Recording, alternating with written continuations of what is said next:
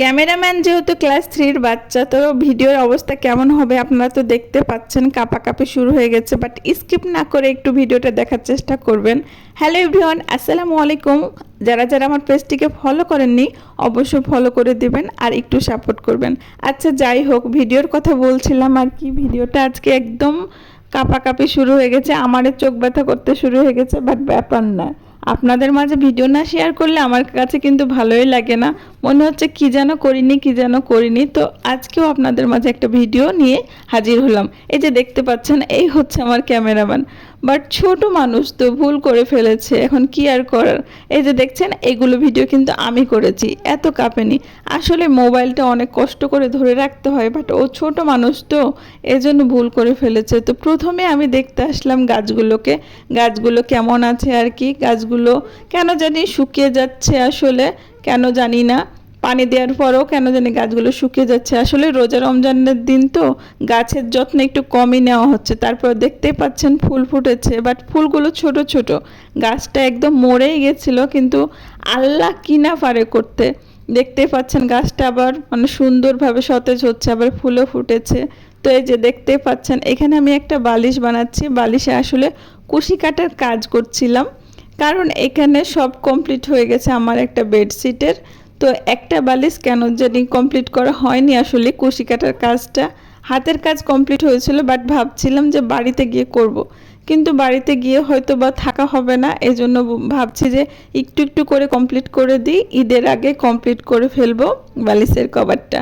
তো এই যে দেখতেই পাচ্ছেন, ফাইনালি আমি কমপ্লিট করে ফেলছি। আসলে এটা ভাবছিলাম কাউকে দেখাবো না, তারপরও দেখিয়ে ফেললাম। আমি প্রতি ঈদে প্রায় একটা করে বেডশিট বানাই। তো দেখতেই পাচ্ছেন আমি একটু হাঁপিয়ে গেছিলাম, এজন্য বসেছিলাম, তারপর দাঁড়িয়ে গেছি। যে বসে থাকলে মাজা ব্যথা হয়ে যায়, এজন্য একটু দাঁড়িয়ে কাজ করি। তবে কি এটা রেখে দেওয়া যাবে না, ক্লান্ত হয়ে গেলে আবার উঠে দাঁড়াতে হবে। আসলে এটা যে কোনো জিনিস একটা কাজ করতে গেলে কষ্ট ক্লান্ত সব কিছু আসবে, কিন্তু এটি মানে হতাশ হওয়া যাবে না, আবার উঠে দাঁড়াতে হবে। আচ্ছা যাই হোক, আমি কিন্তু আজকে ইফতারিতে কালাইয়ের রুটি আর বেগুন ভর্তা ধনেপাতার চাটনি খাবো। আসলে কারণ আমার একই খাবার আবার প্রতিদিন বারবার ভালো লাগে না, এজন্য তো বেগুন ভর্তা বানিয়ে ফেলেছি। তারপরে তো এই যে দেখতে পাচ্ছেন আপনারা, আমি একটা কালাই রুটি বানিয়েছি, বাট মিডিলটা ফুটো হয়ে গেছে। যাই হোক সমস্যা নাই, আমি তো বানিয়েছি তাই না। আমার আম্মা কিন্তু ফুটো রুটি খেতে পছন্দ করে, কারণ ফুটো রুটিটা একটু বেশি মুচমুচে হয়, কিন্তু আমি খেতে তেমন পছন্দ করি না। কিন্তু তারপরে এখন কেন জানি বড় হচ্ছে দিন দিন, মানে ইচ্ছেগুলো বা পছন্দগুলো পরিবর্তন হচ্ছে। এটা রুটি খেতে বেশ ভালোই লেগেছিল, আসলে আমার খিদা পেটে ছিল, এই জন্য মনে হয় বেশ মজা লেগেছে। আচ্ছা দেখতেই পাচ্ছেন আপনারা, কেমন জানি মুচমুচে লাল হয়েছে। তারপরে তো রাতের বেলা আমি যেহেতু এটা সামনের ক্যামেরায় করেছি ভিডিওটা, এই জন্য একটু আবছা আবছা হয়ে আছে। তো আর কি আর করব, এত মজা হয়েছে। ধোয়া ওঠা গরম গরম কালাই রুটি, বেগুন ভর্তা, দেন একটু ধনেপাতার চাটনি অল্প করে মিশিয়ে আর কি খেয়েছি। আর সাথে মুচমুচে দেখতে পাচ্ছেন রুটির বুকটা আর কি, এটা আমরা বুকলা বলি আর কি, এটা একদম মুচমুচে হয়ে আছে, খেতে বেশ মজা লেগেছে।